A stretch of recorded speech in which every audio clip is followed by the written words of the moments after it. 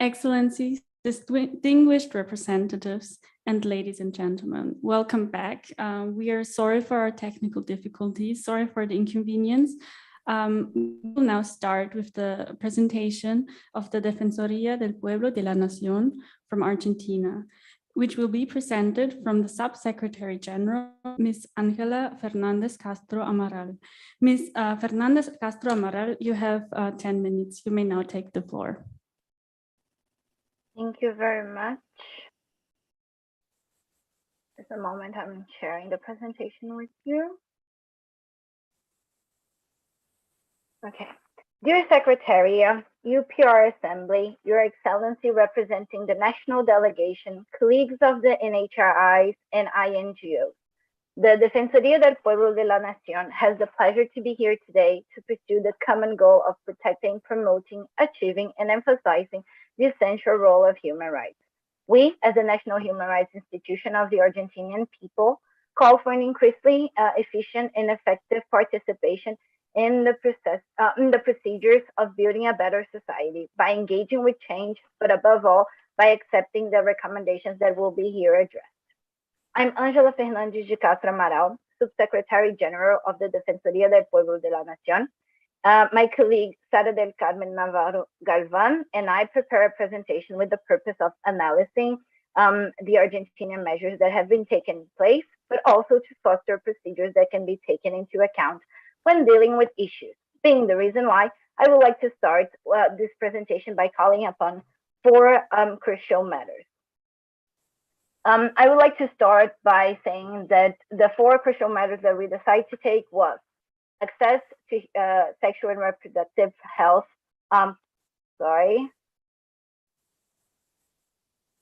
access to sexual and reproductive health and services, discrimination against women, domestic violence, violence against women, indigenous people, and to finish with arbitrary arrest and detention, administration of justice, and fair trial. Concerning the first issue that here will be taken into account, we would like to praise the Republic of Argentina by the creation of law 25,673 that creates a national procreation and sexual health program, guaranteeing free access to anticonceptives and allowing individuals to choose what method they would like to use. Anyone over the age of 13 can freely access all forms of reversible contraception. Also, we would like to praise and to compliment the Argentinian government on the law 27,610, which regulates the access of forms of voluntary end of pregnancy, legalizing abortions up to 14 weeks, not only to women, but anyone who can conceive. The third measure here that we would like to applaud concerns the Plan ENIA, that has its main objective to raise awareness about the importance of preventive teen pregnancy, encouraging teenagers to exercise their sexual and reproductive rights, providing information about sexual and reproductive health and anticonceptives, also strengthening policies regarding sexual violence, sexual abuses, and access to legal abortion. Concerning the issues, we would like to raise here the fact that the 5th and the 10th article of law 27,610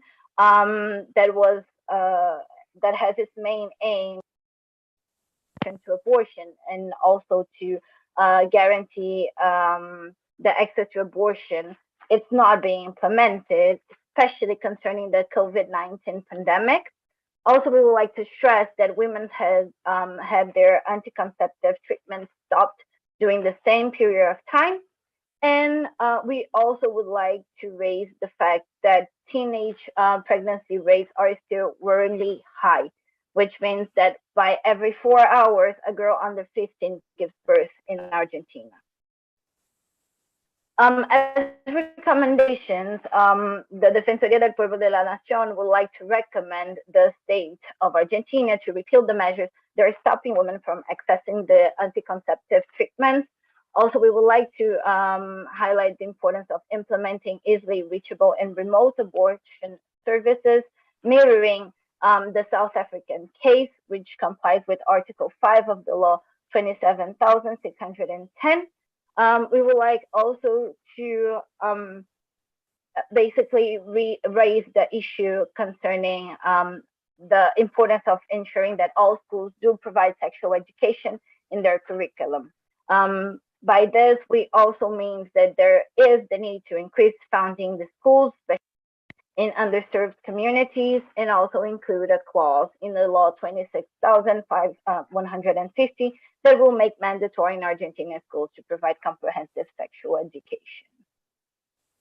The second issue that it will be here raised concerns discrimination against women, domestic violence, and the violence against women. And we would like to praise the state of Argentina on the creation of a federal council to prevent femicide, transvesticide, and transfeminicide in February 2021.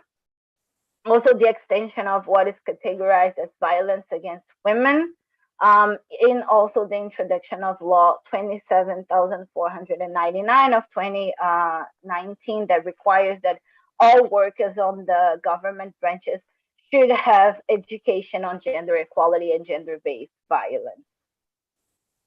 Concerning the issues, what we would like to raise, one important thing that we would like to raise is the Defensoría del Pueblo de la Nación concerns the high rate of feminicides. Just in 2020, we had 295 cases. Every 24 hours, a woman dies due to gender-based violence crimes in Argentina. We also are very concerned concerning the rising rate of violence against women during the pandemic, and also the fact that perpetrators are not being convicted. This is some of the data that has been collected by the Observatorio de Feminicidio de la Defensoría del Pueblo de la Nación, and you could have access on the website that has been cited underneath it. Concerning the recommendations, we would like to recommend in regard to the violence against women in general, modification of the legal classification of feminicide, substituting understanding from aggravating factor to homicide into a hate crime, which will consequently lead to a better protection of rights of girls and women. Further implement measures and mechanisms to guarantee as a final course of action the applicability of law. That's a joint recommendation with Equality and Human Rights Commission, another NHRI that we'll be soon presenting. We would also like to recommend the creation of a 24-hour hotline where people can report gender-based violence, and also creating campaigns to the general public that would include the topic of gender-based violence in school curriculum. The third problem here that is going to be raised is the idea of the lack of compliance with Indigenous people. The issues here concern mainly the access to basic services such as food, clean water, and health care, because those are still limited for Indigenous people. We have the case of 12 Ricci children that died in the period of 3 months due to the fact that there was inaccessibility of food and clean water. The state, the fact that the state still has industry in those the Indigenous land, but furthermore, there is the lack of compliance with the Article 75 of the Constitution that should recognize Indigenous communal ownership of their traditional land. Which also have impact on guaranteeing Indigenous involvement in decisions that regard natural resources. And basically, one other thing is the fact that Parliament has delayed the debate on this topic. Indigenous people have suffered a massive loss of economic income, and also another problem is police brutality against Indigenous families. Recommendations here is basically to ensure no further delay concerning the recognition of the ownership of the land, also introduce judicial tools, and recommend a joint effort of the Parliament of Argentina. Being this a recommendation presented by the UNPO and Greenpeace together.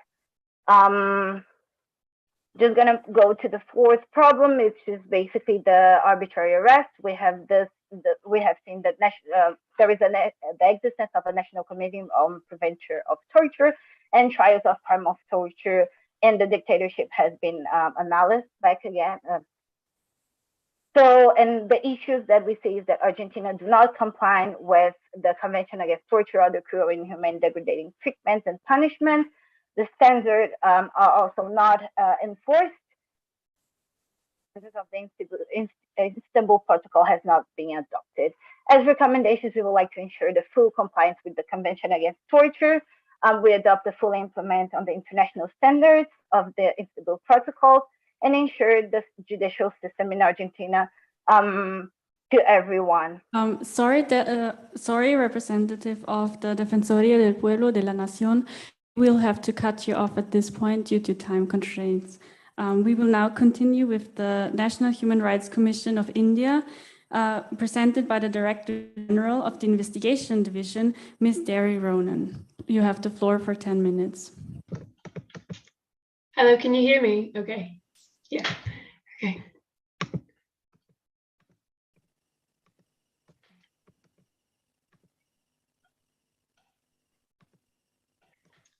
Dear Madam President and fellow delegates, it is a pleasure to take part in this UPR today to emphasize the integral role of human rights worldwide. I, as the Director General of the Investigation Division of the National Human Rights Commission for India, alongside my colleague Ms. Harton, the Senior Superintendent of the Investigation Division, are grateful to present our written contributions to the Government of India and to fellow delegates today. The National Human Rights Commission for India is bestowed the responsibility of protecting and promoting human rights within India. As the Director General and Senior Superintendent of the Investigation Division, we are specifically concerned with researching contemporary human rights issues within the country and drafting proposed solutions to the Government of India on these issues to hold the government accountable. This year, our research has focused closely on 4 key areas. These are women's rights, the environment, children's rights, and responses to the coronavirus pandemic. By focusing on these 4 areas, we hope to have drafted concise and achievable recommendations for the Government of India to consider and subsequently to apply. This presentation will discuss individually each of these 4 areas, considering firstly areas of commendation on the topics, subsequently considering our proposed recommendations. On the environment, we wish to firstly commend and welcome the commitment of the Government of India to continuing to implement its international commitments as defined under the National Determined Contributions of the Paris Agreement of 2015. Specific praise for achieving its emission intensity reduction targets of 21% between 2005 and 2014, and for reaching 23.3% of cumulative electric power installed capacity from non-fossil fuel-based energy as of January 2020. However, we wish to further recommend that the Government of India implement substantial policy to actively achieve the commitments under the nationally determined contributions and those recently made at COP26, particularly for those pledges to cut emissions to net zero by 2070, to reduce carbon emissions by 1 billion tonnes by 2030, and to raise the share of renewables in the energy mix to 50%. With significant policies on these areas, the Government of India can then start the transition to a green economy, as we recommend, and resolve the core tension between employment, sustainable development, and carbon emissions. Only in doing so can Indian citizens truly embrace their right to a safe and clean environment, the right to life, and the right to development. Secondly, on women's rights, we wish to strongly welcome the Government of India's pledge to ensure the protection of women in line with the 5th Sustainable Development Goal, to achieve gender equality and empower all women and girls.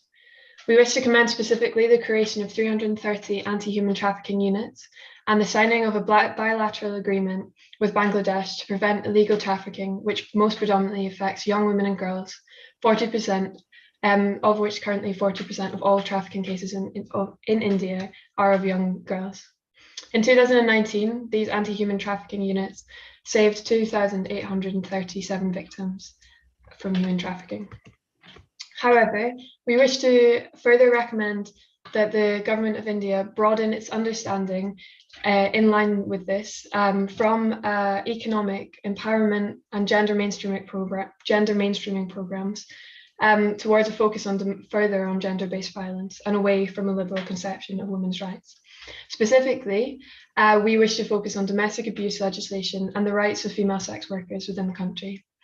A special rapporteur on violence against women in 2017 highlighted the myriad abuses against female sex workers in India, and we wish to call for a further reformation of the Trafficking of Persons Bill 2016 to ensure the safety of female sex workers in their own residences. Specifically, we wish to reform the bill to make it illegal for public interest alone to justify the eviction of sex workers from their homes and ensure their right to safe shelter. Further, currently 1 in 3 women are believed to be subject to domestic violence in India, and we wish to call for a reform of the Domestic Abuse Act 2005 to move it from the realm of criminal law, not civil, to grant victims of domestic violence an extra layer of legal protection when reporting their cases, and to promote more women to speak out against these injustices.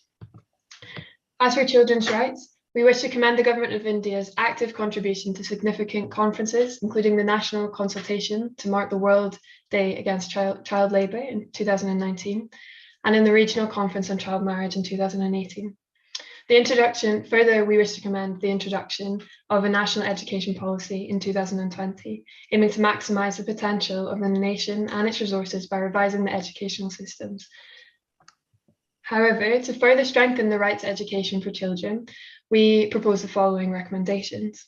We believe special effort should be directed towards achieving universal enrolment of school-aged children across India, and with a specific focus on increasing literacy rates.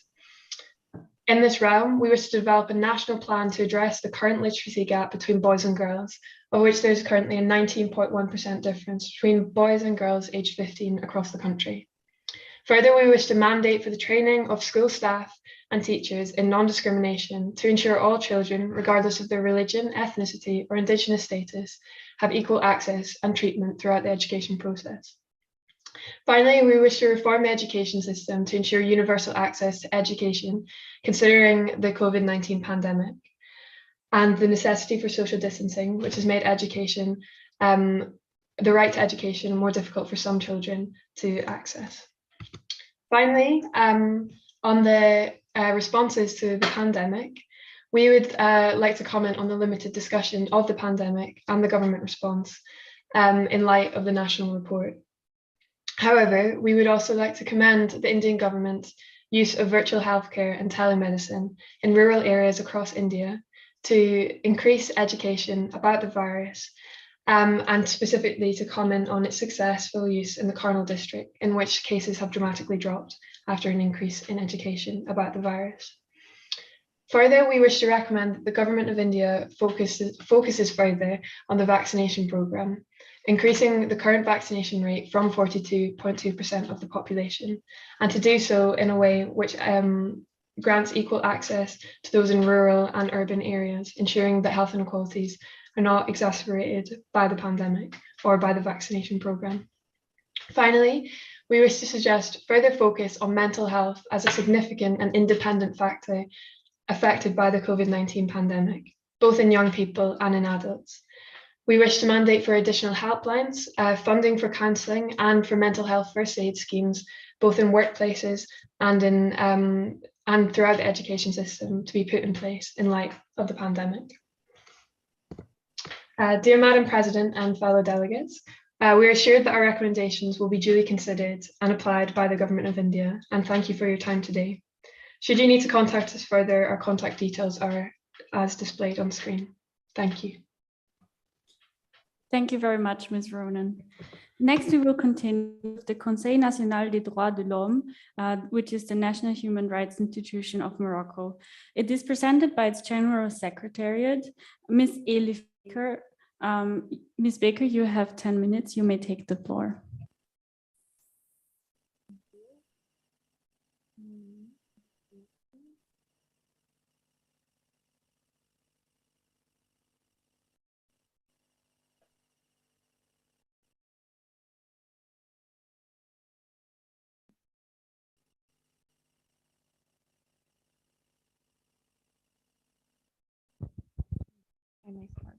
Thank you for giving me the floor, fellow state delegates and representatives. Ms. Bakar, maybe could you speak up a little bit? We can barely hear you. Oh, okay. Is it better now? Yes, if you speak directly into the microphone, we can hear you well. Okay, thank you. Thank you for that.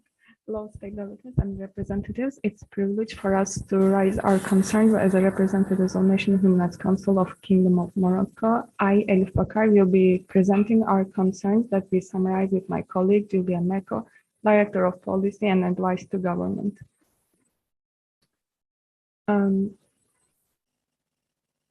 National Human Rights Council is created to reinforce and consolidate the role of law and the institution-based state. It substituted the former Advisory Council, which was one of the key institutions in the democratic transition in Morocco. Mainly in the settlement of the past gross human rights violations after its reform in 2002, the creation of the National Human Rights Council strengthens for commitment of the Kingdom of Morocco to protect its citizens' rights and their freedoms. It confirms Morocco's attachment to respect its international commitments in the protection and promotion of human rights.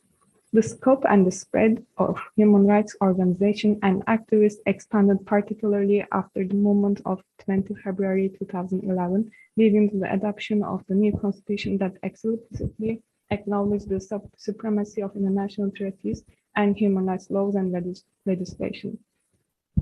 The 2011 uprisings in the Arab region played an important role in changing the structure of the rights of movement in Morocco. It contributed to expanding demands of and shifting them to the micro level, thus becoming more focused on citizens' everyday rights and needs.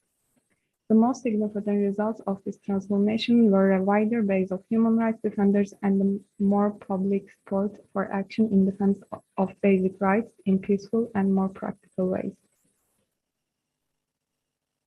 As a national human rights institution of Morocco, we would like to share the following areas of our concerns. Human rights conditions of Kingdom of Morocco in terms of women's human rights with a specific focus on gender-based violence. Secondly, we will move on to disabled people's rights. And thirdly, we will conclude with the children's rights with a specific focus on their legal rights. The National Human Rights Council, analyzing the human rights conditions in Morocco, believes it's important to drive attention to women's rights and gender-based violence. Disparities between men and women are still present, and they create poverty, exclusion, and hostile environment for women, making it difficult to enjoy their fundamental human rights. We observe that Moroccan women are subject to different forms of discrimination related to workplace and social environmental conditions.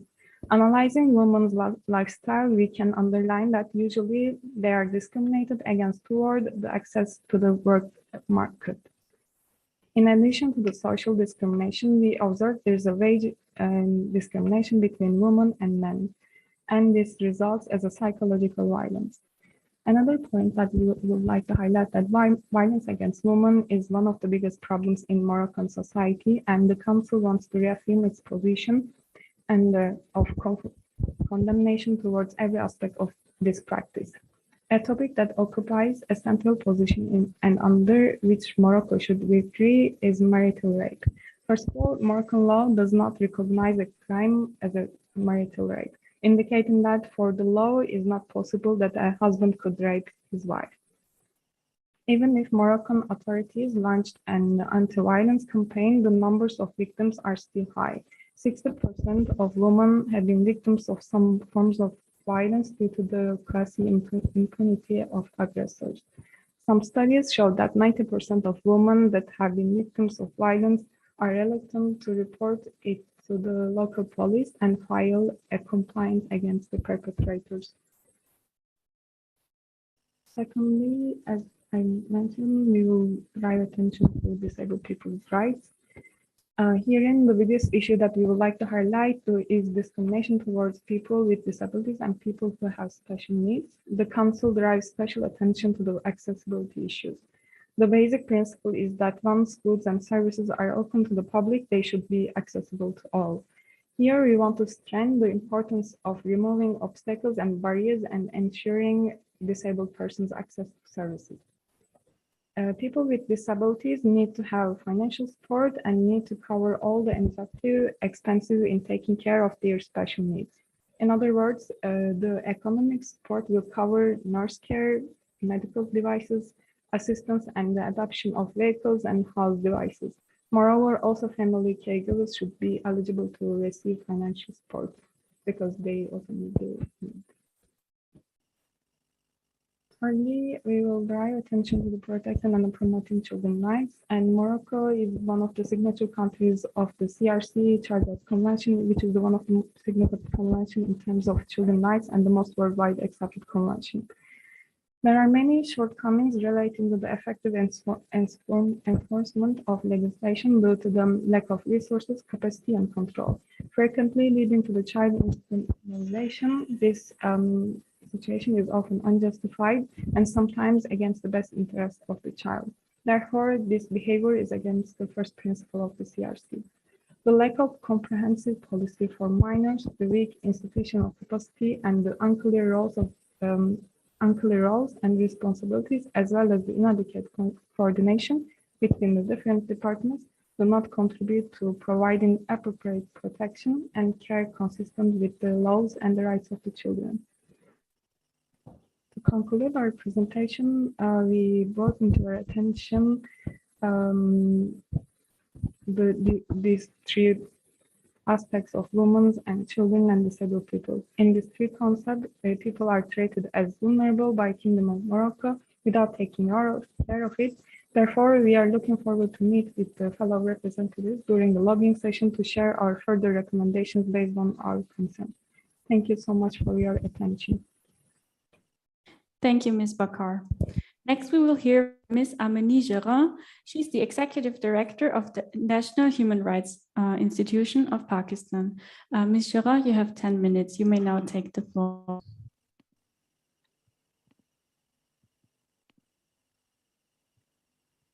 Thank you very much. Can you hear me properly? Perfect.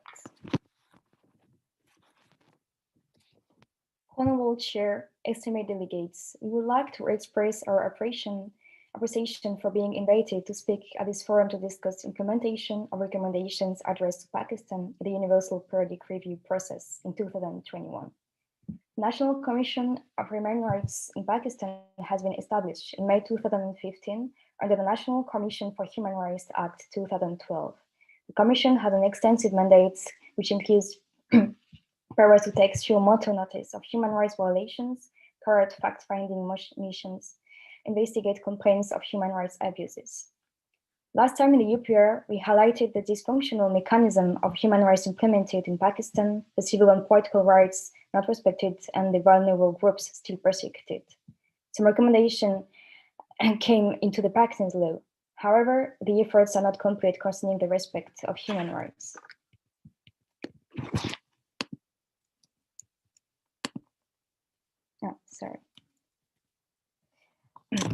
In that concern, we would like to highlight four main issues: rights of specific groups, civil and political rights, freedom of belief, and freedom of expression.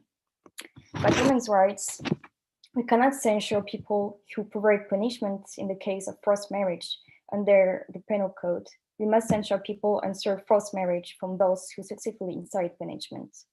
The Express Tribune reported on June 2021 a girl attacked with acid for refusing a marriage proposal. Another case of attack of acid was reported in 2019. A woman attacked with acid in factory area. She was 40-year-old and worked as a sanitary worker at an office. Reportedly, she has developed a relationship with a co-worker. When the relationship soured, the suspect attacked her with acid. She had received serious burn injuries. In that demonstration, the government of Pakistan should take action and ensure implementation of Article 498B of the Penal Code containing forced marriage. As women's rights, girls are more likely to be forced into marriage. According to a report made by UNICEF, 21% of girls were married by the age of 18. Because of a lack of resources, some poor families in the rural areas sold daughters into marriage. Concerning education, we do not blame the right of education the government of Pakistan is ensuring in its Article 25A of its constitution, which says The state shall provide free and compulsory education to all children of the age of 5 to 16 years in such manner as may be determined by law. We blame the reality where girls and boys do not have the same right concerning education. We highlighted the lack of access to education for girls. According to the Global Children's Charity, they wrote, 13 million girls were out of school in 2018. The government of Pakistan cannot ignore those numbers and should take action in ratifying conventions related to children. In that case, we highly support the NHRI of UK in the right to inclusive education, and we support universe unrepresentative nations and people's organization in highlighting forced marriage and Save the Children, bringing to light the alarming number of newborn births.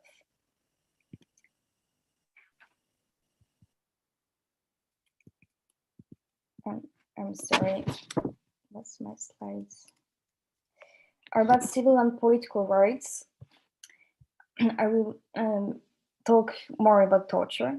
We now want to highlight the civil and political rights. Indeed, we welcome the initiatives of Pakistan at the same time of signing the Convention Against Torture and other cruel, inhuman, and degrading treatment or punishment. However, acts of torture were reported by the 2020 country reports on human rights practices. There were reports that police personnel employed cruel and degrading treatment and punishment. The RCP reported police committed excesses in at least 29 cases of September 24, killing 14 persons and injuring 23. Multiple sources reported police abuse was often underreported. We note, however, the progress made by Pakistan concerning torture. Since July 2021, torture is criminalized. It has been adopted by both chambers, the Senate and the Parliament, even if the Article 14 of the Islamic Republic of Pakistan noticed in paragraph 2 that no person shall be subjected to torture for the purpose of extracting evidence. We strongly recommend that this right be put into practice. However, the torture does not appear in official law documents such as the Penal Code. Furthermore, Pakistan did not ratify the Convention Against Torture and other cruel, inhuman, or degrading treatment or punishment signed in 1984. About freedom of belief, Christianism is one of the largest minorities, representing about 1.6% of total population. Christian citizens and monuments undergo repeated attacks. In May 2021, 2,200 people Muslim mob attacked Christian dwellings in the village of Chak 5 after a Muslim landlord accused Christian boys to have thrown dust at him. Ahmadi Muslims are regularly targeted by law enforcement and subjected to torture. On December 5th of 2016, during the raid of AMC offices, police arrested and beat several Ahmadis. Those who were arrested were severely tortured by local police. Ahmadi Muslims are also faced with egalitarian administration and voting laws and targeted by blasphemy laws. Blasphemy laws count for multiple sections of the Penal Code with wide definitions of blasphemy measures to target religious minorities. We recommend the government of Pakistan replace anti-Ahmadi provisions in the Penal Code and blasphemy laws. The government of Pakistan should add religious belief to the right to equality of citizens and repeal the notion of morality from Article 20, Chapter 1, Part 2 of the Constitution. Finally, the government of Pakistan should prosecute effectively and fairly criminalize and ensure compensation for victims. Finally, I will talk about freedom of expression. We notice threats, harassment, and violence against journalists who report on sensitive issues. The coercion and censorship increased according to Amnesty International. The Pakistan Electronic Media Regulatory Authority, or PEMRA, established by the Pakistan's constitution in 2002, reinforced censorship. It is again the criticism of the government and armed forces. Indeed, to publish an article, the owners of media had to obtain permission for the Kashmir Council and the Ministry of Kashmir Affairs. Also, blasphemy and anti-Ahmadi laws restricted publication on certain topics. Moreover, we strongly condemn violence and harassment. It has to be a right to express an opinion. According to the US report in 2020, women journalists suffer harassment and threat of sexual violence. Security forces allegedly abducted journalists. The journalists working on conflict-ridden areas would be more likely to face censorship. They are subjected to pressure tactics made by the authorities. In that case, we recommend the government of Pakistan to change Article 19 of its constitution by removing the reasonable restrictions imposed by law in order to qualify Islam religion and the government. In that case, we support Freedom House in ensuring the right to express opinions without being targeted by the government. Here is our lobbying plan. We strongly support the NHRI, maybe pardon, in UK, Greenpeace, Save the Children, and we are collaborating with the Underrepresented Nations People's Organization and Freedom House. Dear representatives, dear delegates, chair, we have great challenges and great opportunities. And with the help of all the delegates here, we hope to find a productive dialogue to best convey our recommendations to Pakistan. Thank you. Thank you, Ms. Jarrell. Next, we will hear from Ms. Jennifer Mørke. She's the High Commissioner of the South African Human Rights Commission. You have 10 minutes. You may take the floor.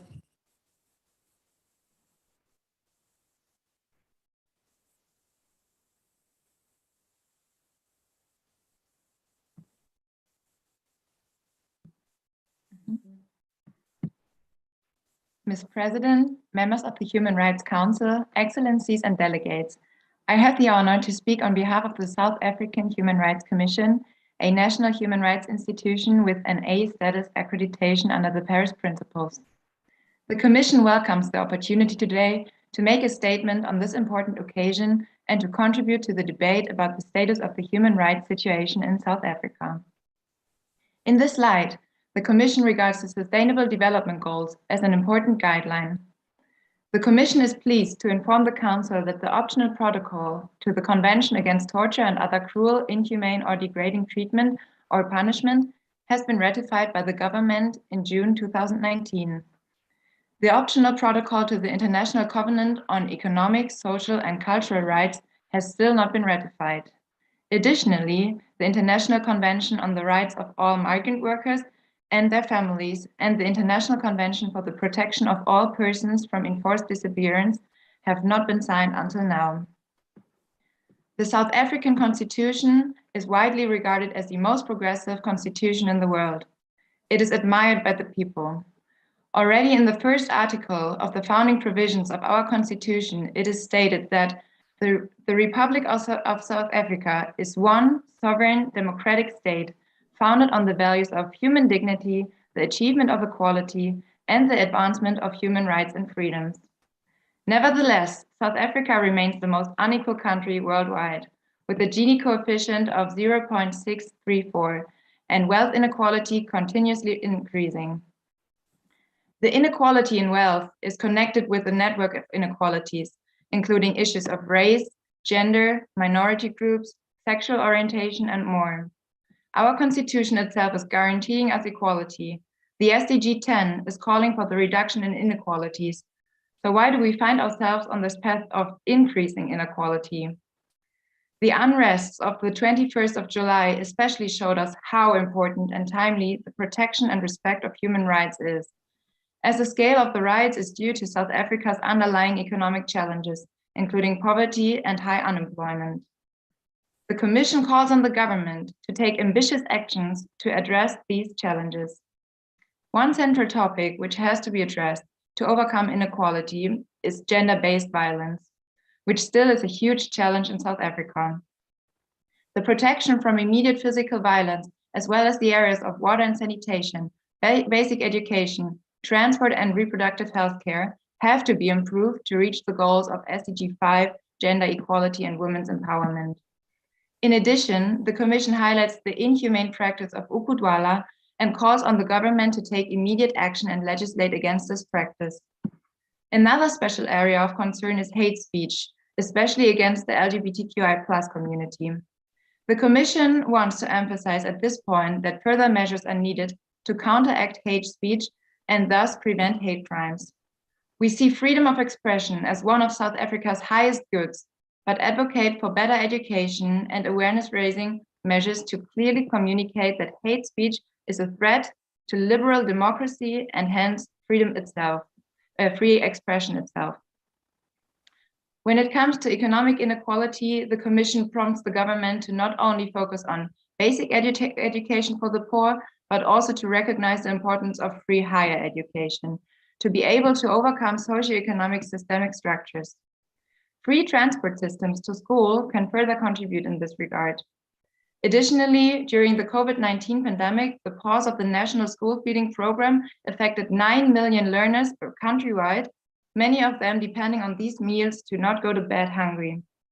Furthermore, crucial funds originally promised for the improvement of infrastructure in around 2,000 schools around the country were repurposed in light of the pandemic for COVID-19 related measures, leaving desperately needed infrastructure maintenance on hold. However, COVID-19 has not only exposed weaknesses in the education system, but has once again highlighted that equitable access to healthcare is still lacking. Access is still significantly dependent on socioeconomic status, and only 17 out of 100 South Africans have access to medical insurance. A different area of concern are the high dropout rates at secondary educational level, especially among girls. The government has to approach this area of concern with determined action, providing a safe learning environment for all students, including adequate sanitary facilities, but also the persecution of sexual assault in schools. Furthermore, the government's policy and conduct does not direct adequate attention to persons with disabilities, who constitute approximately 7.5% of the population. Not enough has been done to reach the 2% employment target of persons with disabilities that the government set itself in 2005. In addition, unequal treatment and discrimination of persons with disabilities is often strongly linked with gender, socioeconomic, and racial issues. Black women with disabilities are disproportionately affected in this regard. A special area in this regard is the schooling of children with disabilities. In 2018, almost 600,000 children with disabilities remained out of school. Despite the government's international and domestic obligations, many do not have equal access to primary or secondary education and face multiple forms of discrimination and barriers when they do access schools. Often, they are denied access to inclusive education and referred instead to special schools which require the payment of school fees. Additionally, the special needs learners who are accepted at mainstream schools are asked to pay for their own class assistance as a condition for admission. Here, the intersectionality of discrimination becomes outstandingly apparent. The lack of reliable enrollment data, specifically about children with disabilities, significantly affects South Africa's ability to ensure that it can guarantee high quality and inclusive education. Strongly connected with these issues of inequality are the socioeconomic rights for inter alia access to water and sanitation and access to adequate healthcare services. Significant progress has been made by the government towards fulfilling the right to water and sanitation for all in accordance with the SDG 6, clean water and sanitation. However, this progress cannot be equitably enjoyed by all. Still less than 50% of people in South Africa have running water in their homes. Especially in rural areas and informal settlements, the state fails to provide sufficient access to clean water and sanitation. One big issue in this regard is corruption and the mismanagement of the resource. The last official report on the quality of water and sewage treatment was published in 2014. Annual reports are needed to supervise the water quality and ensure safe drinking water for all. The inadequate water situation affects women and girls disproportionately. Often they have to risk their safety from sexual assault or other forms of violence by relying on shared community toilets for which they have to travel great distances from their homes. In some areas, women were forced to break lockdown regulations to get to neighboring villages, risking being fined or arrested to provide their families with safe drinking water. Based on the before-mentioned areas of concern, the South African Human Rights Commission suggests to the recommending states to take up the following recommendations. Develop specific measures and provide financial support to educate society and enforce existing legislation addressing the practice of ukudwala and other customary practices leading to forced and child marriages.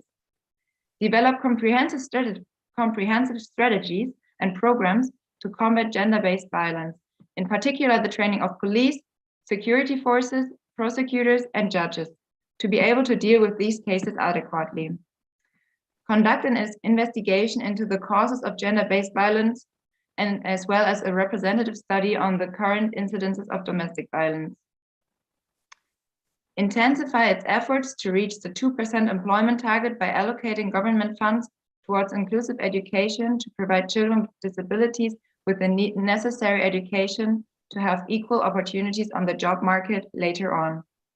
Collect reliable data on the enrollment status of children with disabilities throughout the country to ensure the opportunity to provide them with a high-quality primary and secondary education. Continue efforts to ensure access to quality healthcare for all South Africans, especially with regard to the disparities between rural and urban areas, and with regard to efforts to achieve universal healthcare coverage by 2030. Expand the water supply network to all communities within South African territory. And last but not least, come back to annual publications of the Blue and Green Drop report to shed light on water quality and the management thereof. Thank you very much for your attention. Thank you, Ms. Mörker. And next, we will come to our last presentation, which is done by Ms. Leah Ria. She's the Director of Policy and Advice to the Government of the Equality and Human Rights Commission of Great Britain. Ms. Ria, you have 10 minutes. You may now take the floor. Thank you, Madam President. Madam President, fellow esteemed dignitaries and delegates of recommending states, fellow delegates of INGOs and NHRIs, good afternoon. And on behalf of the Equality and Human Rights Commission, may I express our sincere appreciation for your consideration of our contribution to the UPR in respect of our monitoring of the state of the United Kingdom. And also may I thank you for the honour of allowing the Equality and Human Rights Commission to close the pre-session. My name is Leah Ray and I serve as a Director of Policy and Advice to Government. My fellow delegate is my colleague, our Senior Policy Researcher, Silvana Vieira. By way of introduction, the Equality and Human Rights Commission is an independent legal body with responsibility to encourage equality and promote human rights in Great Britain. We are one of 3 A-status NHRIs in the United Kingdom tasked with reviewing measures adopted by the United Kingdom government to protect and promote human rights in accordance with its international obligations. And also we have the responsibility to provide our evaluation to the UN treaty monitoring bodies. Our contribution today outlines our independent assessment on the progress of the United Kingdom, including in respect of implementation of recommendations made during the previous UPR cycle. It is our opinion that whilst there is a strong quality and human rights legal framework in the United Kingdom, there are equally clear issues as regards the exercise of human rights by minority groups, which is what we will aim to highlight within our presentation this afternoon. The United Kingdom is a party to the European Convention on Human Rights, and the Human Rights Act of 1998 enshrines the European Convention into domestic footing in the United Kingdom. But in recent years, there have been numerous government pledges to modify or repeal in full this important constitutional safeguard. We are deeply concerned as to the potential dilution of protections afforded under the 1998 Act in the event the Act is modified or repealed in full, including the access to justice and effective remedy. And we would therefore advise recommending states to consider our concerns in this area. The reform of the social security system in the United Kingdom continues to have an adverse impact on marginalised communities and a disproportionate impact on the lives and enjoyment of rights of persons with disabilities. And this has been exacerbated by the ongoing COVID-19 pandemic and the associated financial pressures. We therefore would like to recommending states to advise the United Kingdom government to monitor and analyse the ongoing impact of social security reform and to undertake a cumulative impact assessment to particularly determine the impact as regards the pandemic on disabled people and their right to an adequate standard of living and social protection. We have long held concern in relation to the structural inequalities and institutional discrimination faced by the Gypsy, Roma and Traveller communities in the United Kingdom, and we fear that this will increase in the event that the Police, Crime, Sentencing and Courts Bill is carried into law, particularly Part 4, which aims to create a new offence of trespass and criminalise unauthorised encampments which have occurred with a vehicle. We would like to advise that Part 4 of this bill should be withdrawn, and in order to ensure that the cultural right to a nomadic way of lifestyle for these communities is not infringed. Furthermore, Madam President, we are concerned by the use of restraint and exclusion in mainstream schools in England and Wales, and the ramifications arising for the protection of dignity and the right to full inclusive education for children and young people with special educational needs. We are particularly concerned with the absence of any national standards for recording of this practice or training in use of this practice.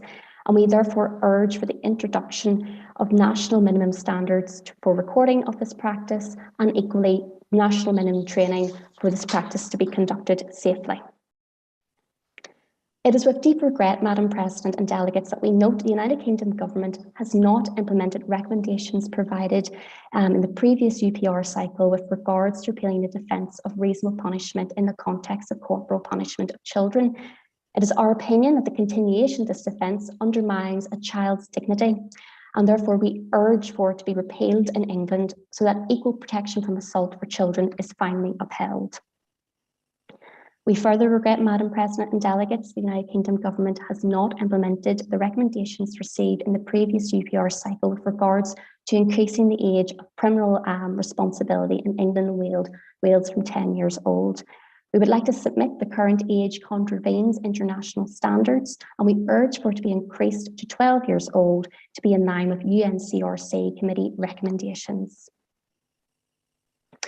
Whilst we welcome the introduction of the Domestic Abuse Act 2021, we remain deeply concerned by the ongoing failure of the United Kingdom to ratify in full the Istanbul Convention, particularly in light of the increased rates of domestic abuse in the United Kingdom, and particularly during the COVID-19 pandemic. We urge the United Kingdom government, therefore, to ratify the Istanbul Convention in full, to affirm its commitment to tackling gender-based violence, and to introduce that positive duty to undertake measures to prevent any further gender-based violence continuing in the United Kingdom, particularly to provide support to migrant and refugee women. Madam President, we are concerned by the radical departure from the Refugee Convention of 1951 proposed by the United Kingdom within the Nationality and Borders Bill 2021. We would like to strongly advise that this bill does not comply with the obligations of the United Kingdom arising under international humanitarian and human rights law, and we urge for the United Kingdom government to withdraw the bill in full from Parliament, simply because this bill aims to reform the asylum seeker system in the UK, but with deeply troubling provisions. Madam President, fellow delegates, we further wish to bring to your attention our shared stance with fellow NHRIs in respect of shared human rights issues. Ourselves and the NHRI of Morocco would like to recommend to our respective states that they must strengthen victim support practices in national policing forces with regards to domestic violence, particularly in relation to training on sensitivity and confidentiality. Ourselves and the NHRI of Pakistan would like to recommend to our respective states to take urgent action to implement existing legal and policy frameworks to tackle gender-based violence, to ensure that the laws in place are fully applied by national policing forces and national criminal justice systems. We and the DPN of Argentina recommend to our respective states to modify the legal classification of femicide, particularly in order to ensure the full recognition of misogyny as a hate crime within the practice of the criminal justice systems of our respective states. And finally, Madam President, ourselves and the SAHRC would like to recommend to our respective states to take urgent measures to fully ensure the right to inclusive, free, accessible education for persons with disabilities, and particularly children with disabilities. Madam President, esteemed dignitaries and fellow delegates, we respectfully submit our concerns to you, and we thank you for this crucial opportunity to contribute to the pre-session and the wider UPR process. Thank you. Thank you, Ms. Ria. Thank you all for your enlightening and enriching presentations. The Secretariat appreciates your dedication and ambition to contribute to this UPR session the way you have, and look forward to seeing the ways in which it unfolds. I wish you all a successful continuation of the 2021 Padova Model UPR. Since all the NGOs and NHRI presentations are over, the session is now closed. This means that the live streaming stops here. The lobbying sessions will start at 4:40 p.m. in this Zoom link, where you will be provided breakout rooms.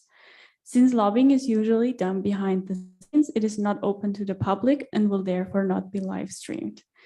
I wish you all a nice day and a successful lobbying session. Goodbye.